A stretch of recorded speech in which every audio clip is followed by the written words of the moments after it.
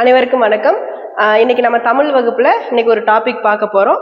என்ன அப்படின்னா 11 கீழ்கணக்கு நூல்கள் அப்படின்னு சொல்லிட்டு தமிழ் இலக்கியத்துல 11 கீழ்கணக்கு நூல்கள் அப்படிங்கிறது ரொம்ப ரொம்ப முக்கியமானது. ஏன்னா நூல்களை 11 மேல்கணக்கு நூல்கள் 11 கீழ்கணக்கு நூல்கள் அப்படின்னு சொல்லிட்டு 2 வகையா பிரிக்கிறாங்க. 11 மேல்கணக்கு நூல்கள் அப்படிங்கிறது சங்க இலக்கியம். 10 பாட்டு 8 தொகை நம்ம எல்லாருமே கேள்விப்பட்டிருப்போம். அந்த 10 பாட்டும் 8 தொகையும் தான் 11 மேல்கணக்கு நூல்கள். 10 பாட்டுல மொத்தம் 10 நூல்கள் இருக்கும், 8 தொகையில மொத்தம் 8 நூல்கள் இருக்கும். இந்த 18 நூல்களுமே 11 மேல்கணக்கு நூல்கள் சங்க காலத்துல தோன்றியது. ரொம்ப நிறைய வாழ்வியல் விழுமியங்களை மக்களுக்கு எடுத்து சொல்லக்கூடியதான் அந்த 11 மேல்கணக்கு நூல்கள். அகம்புறம் அப்படிங்கிறதா அந்த நூல்களோட பாடுபொருள்களா இருக்கும். காதலும் வீரமும் தான் தமிழர்களோட இரு கண்கள்னு சொல்லுவாங்க.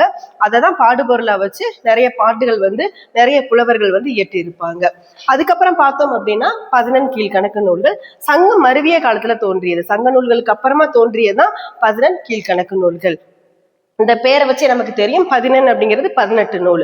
அப்ப 11 கீழ்கணக்கு நூல்களையும் மொத்தம் 18 நூல்கள் இருக்கு.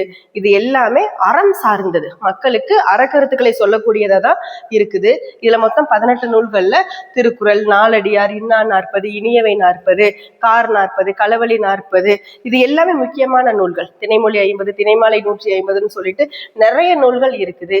இது எல்லாமே மக்களுக்கு நிறைய வாழ்வியல் விழுமியங்களையும் நிறைய வாழ்வியல் மதிப்புகளையும் சொல்லக்கூடியதுதான். இது நமக்கு பொதுவா நீதி நூல்கள்னு சொல்லுவாங்க. இதுக்குள்ள நிறைய நீதி நூல்களுமே இருக்குது. அப்ப நீதி நூல்களோட சேர்ந்ததுதான் இந்த 11 கீழ்கணக்கு நூல்கள். மொத்தம் 18 நூல்கள். குறிப்பா நம்ம பார்த்தோம் அப்படின்னா திருக்குறள், நாலடியார், இன்னா 40, இனியவை 40 இது எல்லாமே திருக்குறளையும் நாலடியாரையுமே எப்பயுமே ஆளும் மேலும் பல்லுக்கு உறுதி, நாளும் இரண்டும் சொல்லுக்கு உறுதின்னு சொல்லிட்டு ஒரு சொலவடை இருக்குது. நமது முன்னோர்கள் சொல்லி இருக்கிறாங்க. ஆளும் வேலும் எப்படி பல்லுக்கு உறுதியை தருதோ அதே மாதிரிதான் நாளும் இரண்டும் சொல்லுக்கு உறுதி அப்படின்னு சொல்றாங்க. சொல்லுக்கு உறுதியை எது தரக்கூடியது அப்படின்னா இந்த திருக்குறளும் நாலடியாரும். நாளும் இரண்டும், நாளும் அப்படிங்கிறது இந்த இடத்துல நாலடியாரை குறிக்குது, இரண்டும் அப்படிங்கிறது எதை குறிக்குது அப்படின்னா திருக்குறளை குறிக்குது. அப்ப திருக்குறளும் நாலடியாரும் மக்களுக்கு தேவையான வாழ்வியல் விழுமியங்களை சொல்லக்கூடியது. பொதுவா திருக்குறள் அப்படிங்கிறது நம்ம சின்ன வயசுல இருந்தே படிக்கக்கூடியதான். நம்ம எல்கேஜி சேர்ந்தா கூட அங்க இருக்கக்கூடியது திருக்குறள் தான். ஏதோ ஒரு 10 குறள் கொடுத்து மாணவர்களை படிக்க சொல்லி அதன் மூலமா வாழ்வியல்னா என்னன்னு சொல்லிட்டு குழந்தைங்கள்ல இருந்தே சொல்லக்கூடியதுதான். குறிப்பா தமிழ் மொழி செம்மொழியானதுக்கு காரணமே இந்த மாதிரியான நூல்கள் தான். மொத்தம் 41 நூல்கள் சொல்லுவாங்க. 10 பாட்டு 8 தொகையோட சேர்த்து 11 கீழ்கணக்கு நூல்களுமே. அப்ப ஒரு தமிழ் மொழியே செம்மொழியானதற்கு காரணமே இந்த நூல்கள் தான். குறிப்பா திருக்குறள். இன்னைக்குமே கன்னியாகுமரியில திருக்குறள் ஞாபகமா, திருவள்ளுவர் ஞாபகமா 133 அடியில சிலை வச்சிருக்காங்க. இந்த திருக்குறள் அப்படிங்கிறது சொல்லாத விஷயங்களே கிடையாது. உலக பொதுமறைன்னு சொல்லுவாங்க இல்லையா. 1330 குறள் இருக்கும், 133 அதிகாரம் இருக்கும். குடிமகன்ல இருந்து சாதாரணமான ஒரு குடிமகன்ல இருந்து அரசன் வரைக்குமே எல்லாருமே எப்படி எப்படி நடந்துக்கணும், எந்த இடத்துல நடந்துக்கணும், பொருள் ஏவல் தெரிஞ்சு எப்படி நடந்துக்கணும் அப்படிங்கிறத அழகான கருத்துக்கள் வழியா சொல்லக்கூடியதான் திருக்குறள். இன்னொன்னு மதச்சார்பற்றது. எந்த மதத்தையுமே அதுல குறிப்பிட்டு சொல்லவே கிடையாது.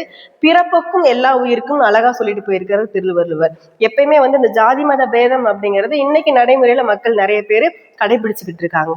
ஆனா திருவள்ளுவர் அப்பவே சொல்லியிருக்கிறாரு, பிறப்புக்கும் எல்லா உயிருக்கும், பிறப்பால் அனைவரும் சமம் அப்படிங்கிறது தான் இந்த இடத்துல திருவள்ளுவர் தனது திருக்குறள்ல பதிய வச்சிருக்கிறாரு. ரொம்ப அழகான ஒரு காவியம், வாழ்வியல் காவியம் என்ன அப்படின்னா திருக்குறள் தான்.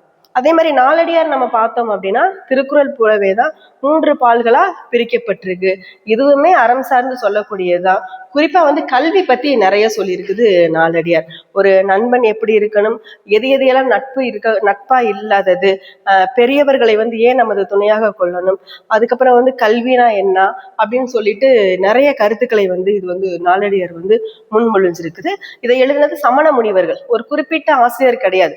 திருக்குறள் பாத்தீங்க அப்படின்னா திருவள்ளுவர் எழுதியிருக்கிறாரு. நாலடியார் பாத்தீங்க அப்படின்னா ஒரு குறிப்பிட்ட ஆசிரியர்கள் கிடையாது, சமண முனிவர்களால் எழுதப்பட்டதுதான் நாலடியார் இல்லையா. அப்ப இதுல 400 பாடல்கள் இருக்கு. இதுல அது இல்லாம நிறைய கருத்துக்களையும் திருக்குறள் மாதிரியே நிறைய கருத்துக்களையும் இது சொல்லக்கூடியதா இருக்குது. அதே மாதிரிதான் இன்னா நாற்பது இனியவை நாற்பதுன்னு சொல்லும்போது எது எது எல்லாம் வாழ்விற்கு இனிமையை தரும் சொல்லக்கூடியது இனியவை நாற்பது. எது எது எல்லாம் வாழ்க்கைக்கு இனிமையை தராது அப்படிங்கிறதான் இன்னா நாற்பது. துன்பம் தரக்கூடியது எதை இதெல்லாம் செஞ்சோம் அப்படின்னா வாழ்க்கைக்கு துன்பம் தரும் அப்படின்னு சொல்லிட்டு இன்னா நாற்பது சொல்லும். இது எதையெல்லாம் செஞ்சோம் அப்படின்னா வாழ்க்கைக்கு இனிமையை தரும் சொல்லிட்டு சொல்லக்கூடியது இனியவை நாற்பது. கல்வி என்னைக்குமே வாழ்க்கைக்கு இனிமை தரும். அதே மாதிரி அடங்காத மனைவி ஆறுதல் முன்னின்னான்னு சொல்லும்.